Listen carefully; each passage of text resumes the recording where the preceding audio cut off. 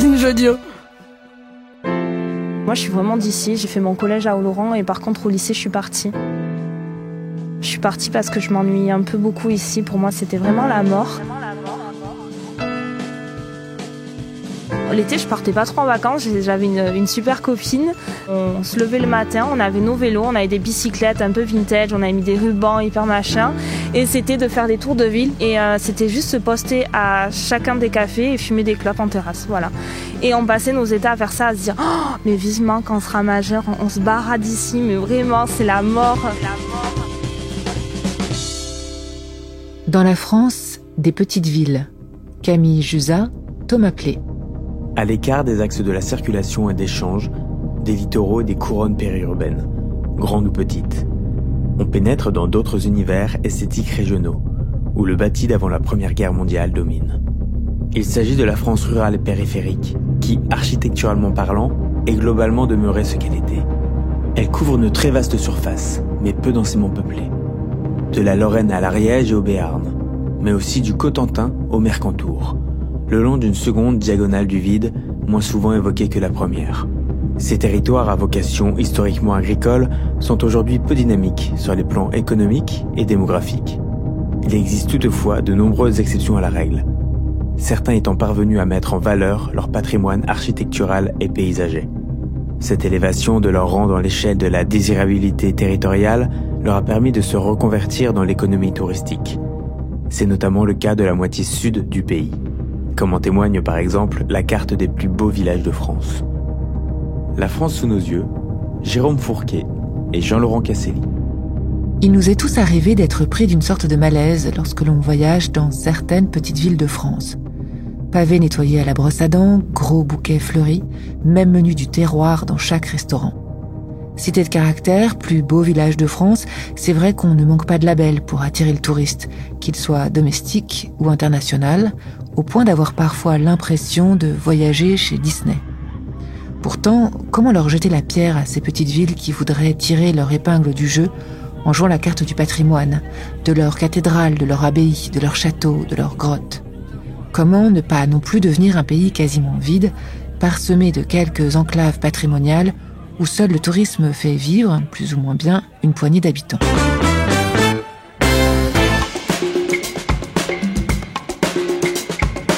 Aujourd'hui, nous sommes au pied des Pyrénées, dans le Haut-Béarn, à Oloron-Sainte-Marie.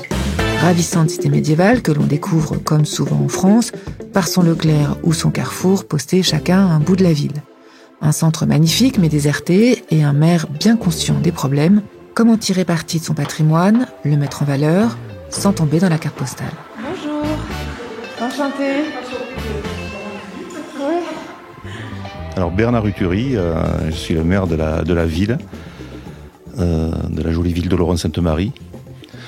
Alors par la fenêtre, je vois le clocher de l'église Sainte-Croix, et c'est le quartier espagnol. C'est par là qu'arrivaient les Espagnols, migrations qui étaient à la fois des migrations économiques ou des migrations politiques. Alors la rue qui est devant nous, c'est la rue Mendiondou, parce que Mendiondou fut un maire d'Oloron, député de la circonscription également, qui s'illustra en allant avec 80 autres parlementaires sur 670 ou 675, voter contre les pleins pouvoirs qui étaient accordés au maréchal Pétain. Puis à droite, un petit peu juste dans le contrefort des Pyrénées, Sainte-Marie, qui est un petit peu notre quartier emblématique à l'ombre de ce qu'on appelle la cathédrale, qui est en fait une église romane. C'est un petit peu la complexité de cette ville. 3 quartiers séparés par 2 gaves, tout en colline, tout en enjambement de ruisseaux et de gaves. Donc il est difficile de donner une unité à cette ville, de créer des traits d'union harmonieux entre ces 2 quartiers qui permettent la déambulation et l'appropriation de la ville par ses propres habitants, qui parfois migrent assez peu d'un quartier à l'autre, et par les touristes qui viennent nous rendre visite assez nombreux, mais qui sont toujours un peu perdus parce que centre-ville, il n'y en a pas. Destination introuvable. Le challenge que nous devons relever à l'échelon du territoire et à l'échelon de la ville, c'est le challenge de la reconquête démographique, de la reconquête de nos logements vacants. À peu près 1 millier de logements vacants à l'échelle d'une ville de 10 000 habitants. C'est le lot de toutes les sous-préfectures de Nouvelle-Aquitaine, sauf celles qui sont extrêmement touristiques, ou celles qui sont extrêmement littorales, comme Saint-Jean-de-Luz.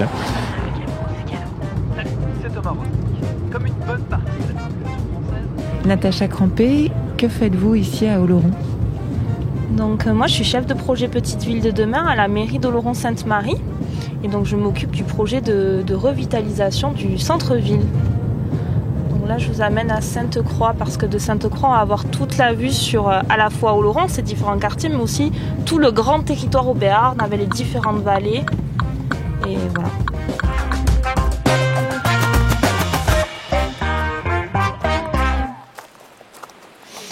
En face, la vallée de Barétous, plus à droite, la vallée de Josbé. Et à gauche, on va avoir la naissance de la vallée d'Aspe, qui fait également partie donc de la communauté de communes. Et derrière la vallée d'Aspe, on a l'Espagne. Donc voilà. Ça nous permet d'appréhender toute la diversité des paysages à Oloron-Sainte-Marie, où on a à la fois des montagnes et des espaces de piémont urbanisés. C'est très beau. Mais le souci, c'est qu'on a des bâtiments qui sont magnifiques, avec un patrimoine exceptionnel, mais qui ne sont pas entretenus, avec l'insalubrité plus. Et après, c'est peu perceptible, mais c'est aussi la précarisation de la population, avec, alors je ne l'ai plus en tête, mais des revenus qui sont inférieurs au reste du département pour le territoire du Haut-Béarn. Et ça, c'est vrai que ce n'est pas perceptible, mais c'est un vrai souci. C'est une ville... où je pense où l'on vient consommer, c'est-à-dire qu'on vient faire ses courses au Leclerc, on vient les enfants ils vont au collège et au lycée, on vient faire ces services-là. Par contre, on n'y réside pas, donc on y passe. C'est vraiment en fait à Oloron, on y passe et on s'y arrête pas. Dans cette fin d'après-midi, il faut imaginer toute une petite ville au toit d'ardoise qui brille. Les immeubles et les maisons d'Oloron sont magnifiques. Certains suspendus au-dessus des deux gaves, les deux rivières qui traversent la ville, tandis que les autres montent sur les coteaux. Il y a des ponts partout et de grandes vues sur les Pyrénées à peu près à chaque coin de rue. 685 édifices sont étiquetés remarquables, mais c'est vrai qu'en s'approchant, la plupart sont décatis. Tout le problème est comment s'y prendre pour restaurer ce patrimoine essentiellement privé. Par chance, il y a eu un premier déclic, une première locomotive à Oloron. Le classement UNESCO des chemins de Saint-Jacques-de-Compostelle a permis de restaurer la cathédrale romane que plus personne ne regardait vraiment. Donc moi, je suis Alix Bastien, je suis directrice du pays d'art et d'histoire Pyrénées béarnaise. C'est une opération de reconquête, qu'on va qualifier de reconquête urbaine, qui a beaucoup tourné sur la reconnaissance par l'UNESCO de notre église. Et on a pu très rapidement avoir une volonté de l'État de requalifier cet espace qui n'était plus vraiment un espace où on aimait se promener, où on pouvait divaguer, puisqu'on était vraiment là dédié à la circulation, au stationnement des véhicules, quasiment contre l'édifice, et que là l'idée c'était de lui redonner une respiration et de la repositionner, comme on dit souvent, on remet l'église au centre du village. Là c'était vraiment le cas pour ce quartier Sainte-Marie. Ça a eu un vrai effet, je dirais, catalyseur, si on peut dire, puisque finalement, tous les bâtiments et les propriétaires des alentours privés, ont commencé à vouloir donner une bonne image. Et notamment, les propriétaires des commerces et des cafés qui sont juste en face de la cathédrale, se sont finalement lancés dans la restauration et l'amélioration de leur, à la fois habitat et espace de commerce. Et puis, ça fait tache d'huile, puisqu'on est sur une zone où, en termes d'habitat, on est sur quelque chose qui a été réinvesti par des habitants qui avaient souvent fait un choix de partir de ce quartier. Effectivement, moi, quand je suis arrivée, j'étais encore adolescente, donc voilà. J'avais cette image d'une ville assez terne, assez endormie, et pourtant avec un potentiel très important. J'étais à cette époque-là assez loin de m'imaginer que je pourrais contribuer à faire se réveiller la belle endormie, et aussi qu'il y aurait vraiment de la part à la fois des pouvoirs publics et des habitants une envie finalement de se réapproprier leur quartier. Et on voit finalement un besoin aussi de se raccrocher à l'identité de la ville et du territoire plus largement. On va écouter la rivière ? Ouais, on va écouter la rivière, c'est super sympa. Avec Natacha Crampé, nous sommes redescendus vers la rivière et là, c'est une toute autre histoire. On voit les friches d'un moulin, celles d'un lavoir, une barque qui prend l'eau. Tout est à l'abandon et les immeubles barrent l'accès à la rivière qui est pourtant un patrimoine majeur de la petite ville d'Oloron. Un peu plus loin, on a débouché sur une longue rue, l'ancienne artère commerciale de la ville. 4 boutiques sur 5 affichent un écriteau à vendre. Les propriétaires ont préféré, les uns après les autres, rejoindre la périphérie, l'espace, les parkings et la commodité. Le moins que l'on puisse dire, c'est que l'effet patrimoine n'a pas encore gagné cette partie de la ville. Les voitures déboulent à toute allure, car c'est aussi la rue qui permet de rejoindre Pau depuis les vallées. À l'entrée d'un pont, une immense et sublime bâtisse blanche avec des galeries vitrées, c'est le magasin Sauviron Palace. L'entrée sur la rue est étroite, mais à l'intérieur, c'est immense. Mode femme, mode homme, linge de maison, décoration, une sorte de bonheur des dames et l'une des plus vieilles boutiques du pays, tenue par la même famille depuis 400 ans. Mais pour les 14e propriétaires en ligne directe, il est un peu seul au milieu d'un quartier pourtant magnifique qui mériterait d'être rénové. C'était les gros magasins détaillants du début du siècle. Parce que la concurrence n'était pas la même, il n'y avait pas Internet, les gens se déplaçaient très peu. Donc quand ils se déplaçaient, il y avait une grosse boutique et il y en avait dans toutes les villes moyennes françaises. Le temps est passé, et on a pu rester ouvert et le lieu en effet nous a beaucoup aidé parce que Oloron est une ville très belle qui mérite d'être découverte. Là, on est vraiment dans une ère, dans une période où il faut aller très très vite. Et donc en fait, marcher est un peu un supplice des fois, parce que entre un magasin et un autre, on va longer 10-15 magasins vides. Donc forcément, ça paraît long, parce que c'est terne. Et en fait, le vrai défi d'aujourd'hui, c'est de rendre cette rue agréable, parce que c'est ce qui fait la richesse de la France. C'est son patrimoine architectural et derrière ce que les gens ont su faire de toute l'architecture française. Mais nous, en fait, ce qui fait que la France rayonne à travers le monde, c'est les bâtiments que les Français ont su construire. Donc, en fait, ces bâtiments-là, il faut les habiter. Si on les habite pas et qu'on les fait pas vivre, je sais pas trop ce qu'on montrera à nos enfants dans 20-30 ans. Bernard Uturi, maire d'Oloron. Le plus difficile, c'est de tabasser les habitudes de nos concitoyens, et les nôtres d'ailleurs aussi. Dans cette ville, on veut créer des liaisons de déambulation pour que les gens marchent et retrouvent le plaisir de marcher. Quand on est à Paris, on marche. Quand on est à Bordeaux, on marche pas mal, ou on prend le tram. Et quand on est à Oloron, on a besoin de sa voiture pour quasiment rentrer dans le magasin ou dans la salle de cours de son enfant quand on va le chercher au collège. C'est vrai qu'à Oloron, on a des équipements, la salle Géliot, la médiathèque, mais qu'il n'y a pas eu de lien créé entre les quartiers pour qu'en fait, aisément, je puisse déambuler. Et moi, j'y bosse et je suis d'ici, donc je le vois assez aisément. Mais c'est vrai que si je me mets dans la peau de quelqu'un qui arrive, qui n'est pas du coin et qui veut découvrir Oloron, c'est compliqué, il faut s'accrocher. On est très bien dans cette ville, mais c'est vraiment le constat, c'est qu'il faut se le gagner pour l'apprécier. C'est sous le prisme en fait professionnel que je l'ai redécouvert. En fait, j'étais fière d'être d'ici, mais vraiment fière d'être d'ici avec les montagnes. Enfin, c'est l'appropriation qu'avaient eu des hommes de ces paysages pour façonner des économies, parce que le territoire est configuré de cette manière-là. On a une super médiathèque, on a un espace de musée, on a un auditorium qui est juste splendide, mais c'est très confidentiel. La médiathèque, c'est un point hyper intéressant de la ville. Longtemps, les municipalités ont tout misé sur les équipements et les équipements seuls. La médiathèque est pile au centre, là où les deux rivières se rejoignent, sur une sorte de presqu'île. L'architecte a rempli et même sublimé le cahier des charges. La façade vitrée laisse entrer toute la lumière dans l'immense salle de lecture qui, de l'autre côté, surplombe la rencontre entre les deux gaves et s'ouvre sur le grand paysage pyrénéen. C'est non seulement une très grande médiathèque, mais aussi l'un des plus beaux points de vue sur le patrimoine naturel de la ville. Toujours dans l'idée de faire du lien entre les quartiers, l'architecte a armé sa médiathèque de 2 ponts pour relier chaque rive et chaque quartier.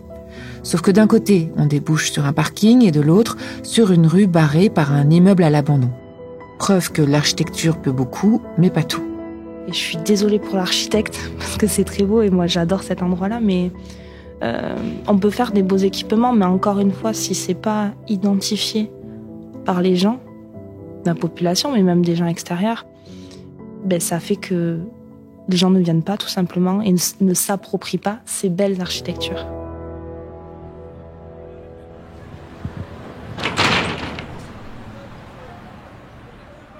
Pour ne pas devenir ni une petite cité touristique rythmée par les saisons, ni un gros bourg à l'abandon, l'idée est donc de travailler sur les espaces publics et les liaisons pour donner envie aux habitants de passer du temps dans le centre. Natacha Crampé pousse la porte d'une ancienne usine très vitrée, un très bel édifice, mais dont les plafonds sont crevés, et la grosse moquette jonchée de laine de roche. Alors pourquoi vous m'avez amenée ici, Natacha Crampé ? Parce qu'on est sur l'un des projets phares de Petite Ville de Demain qui concentre pas mal de notre énergie en ce moment. Donc c'est la friche Sésame Remazaille. C'est une friche, garage automobile. Et ça a été magasin de meubles pendant un petit moment. Et autour des années 2000, ce magasin de meubles il est parti comme de nombreux magasins sur la périphérie. Et donc c'est resté une surface vacante pendant pas mal de temps. Ça a pas mal questionné les municipalités qui se sont succédées parce qu'on voyait vraiment sa pertinence en termes de lien entre le quartier de la Confluence et le quartier du Jardin public. L'idée des élus, c'est d'en faire un lieu, eux ils parlent d'un lieu d'animation intergénérationnelle et jeunesse. Alors c'est vrai que là, par la vitrine du magasin, on donne sur le Jardin public. Si on se tourne, on a des grandes verrières, c'est tout vitré. On entend déjà le Gave. C'est gigantesque en même temps. C'est-à-dire comment une ville de 10 000 habitants peut avoir suffisamment de choses à faire pour occuper un tel espace. L'idée, c'est pas d'avoir 100% des 1778 mètres carrés occupés par des fonctions. L'idée, c'est aussi d'être sur des espaces libres et d'être un peu sur un espace public aussi. Et un espace public pour créer vraiment la liaison entre le quartier Confluence et le quartier Jardin public. On va lancer là un travail de consultation de la population à partir du mois de novembre. Pour tout simplement mettre les habitants autour de la table, pour voir eux, quels usages ils projettent sur le site. Vous avez 30 ans. Qu'est-ce qui manque à Oloron ? Qu'est-ce qu'il vous faudrait, vous ? Moi, un lieu où, quand je sors du travail, je peux aller boire un verre et rencontrer du monde et voir du monde. Alors, ça y est l'été, mais l'hiver, c'est vrai que l'hiver, en semaine, ça va être un petit peu compliqué. Donc déjà, si j'ai un espace comme ça, où je sais que même le dimanche, parce que le dimanche en hiver, moi je vois un peu au rugby, tout ça, donc ça va, je vois du monde du coup. Et c'est de se dire qu'en cet espace-là, oui, on peut avoir un équipement et un lieu de convivialité comme on peut trouver dans des grandes villes avec des friches qui sont réexploitées, quoi. Je pense par exemple à Darwin à Bordeaux. C'est se dire qu'à Oloron, c'est possible ça aussi. Et ces images qu'on a tous en tête parce qu'on les a vues sur les magazines, on les a vues sur Internet, sur Instagram, parce qu'on y est à fond, ça, à Oloron, ça va être possible et ce sera possible. Si on pousse cette porte, on va tomber dans la rivière.